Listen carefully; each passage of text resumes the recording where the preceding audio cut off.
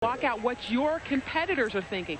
Now you wonder if Maurice Greene and Otto Bolding are wondering what a Donovan Bailey can pull out of his hat. Because I'll tell you, the '96 Olympic Games, I do not think that anybody thought Donovan Bailey was in the type of shape that he was in order to win the Olympic championship. Who do we consider the world's fastest man right now, Marty?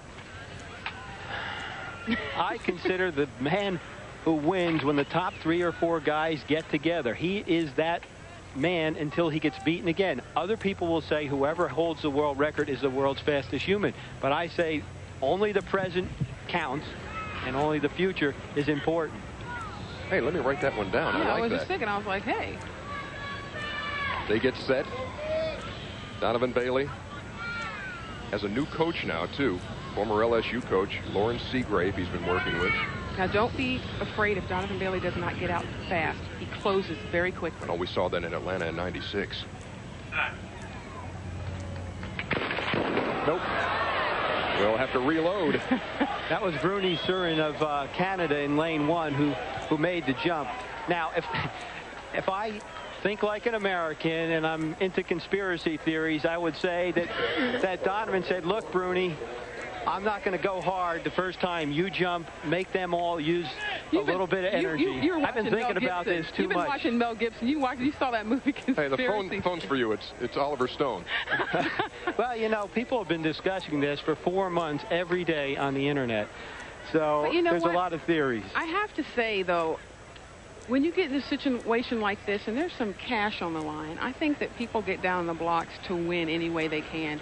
And at this point, you know, you're thinking, I have got to react to the gun. And, you know, you've seen in Europe, you've seen in a lot of major competitions, they're trying to roll with the punches. Linford Christie was a perfect example in Atlanta. He was trying to roll out of the gun. He happened to have gotten caught with 2 false starts. He was put out of the race. He did a lot of oohing and ahhing and a lot of posturing, and I think perhaps really ruined the concentration of a lot of the other athletes in the event. But one person who was able to keep his head together and has done so time and time again is Donovan Bailey. He said that, you know, when Linford was doing all that stuff, he said he just focused on his own lane and on himself. And at this point, the youngsters, Maurice Greene, Otto Bolding, need to concentrate on what they need to do.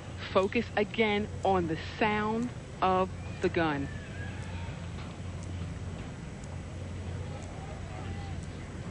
Things are perfectly still. Even the pole vaulters have stopped at this point. All eyes on that line and what will happen in the next 10 seconds or so.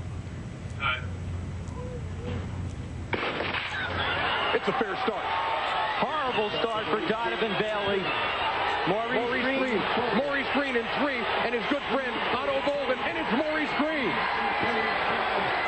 You know, Donovan Bailey, what did we talk about? Reacting to the gun. Donovan Bailey reacted to somebody else's gun. He didn't react to the same gun that Maurice Greene reacted to, because Maurice Greene fired out of those blocks like a shot. And you can hear them chanting USA. And as Marty said in our on-camera, there is a rivalry between Canadian sprinting and American sprinting. And on this day, American sprinting is the winner.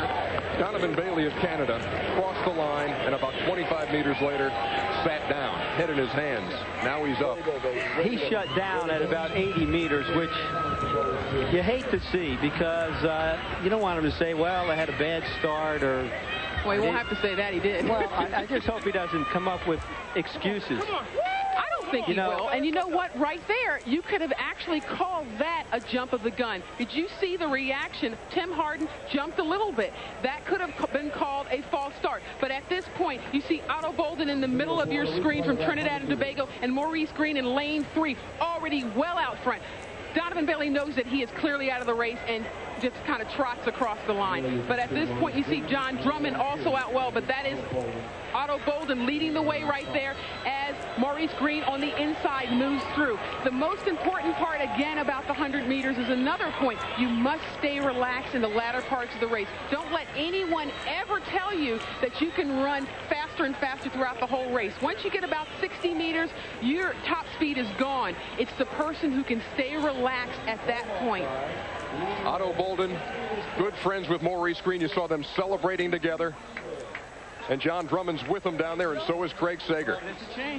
Well, right now we have the world record holder, Donovan Bailey, but he is not on the medal stand with me. Maurice Greene, Otto Bolding, and John Drummond. Mo, what about the start? You exploded out of those blocks. Well, I know I had to capitalize on the start if I wanted to win the race, because I know these two are very tough at the beginning, so I have to be even tougher. Otto, you won the 200. Now you come in second here. You guys train together. How does that help you? That is the best atmosphere for training that there is in the world. And we came out here, and by the grace of God, everybody finished 1, 2, 3. John, we talked about a lot of trash talking at the start. We even saw Donovan Bailey try to get Mo to maybe loosen up a little bit. You're the Clown Prince. What was going on at the starting gate, and what does this victory mean? Well, first of all, I want to dedicate this race to my coach who just passed in Philadelphia. I came from Philadelphia to New York from a funeral, and I wanted to give all I have for him because this is my first race at Nationals. But there was a whole lot of mind games going on. I mean, people sending us cards and talking about they had, conversations with us. But we ignored it, and we just wanted to come out here and let people know we're all about track and field and about making the sport. Well, Mo, obviously people talk about the world record holder. You're the world champion. Marty LaCourse says the winner of this race is the world's fastest man because he's the one that won the last race. Till next you week. Feel that way? I guess I'm the world's fastest man. Till next week. I'm just getting started. All right, let's go back, Ernie. And who are we to argue? Maurice Greene wins the 100 meters. Otto Bolden second. Brian Lewis takes the bronze. Let us go back to Jim Lampley.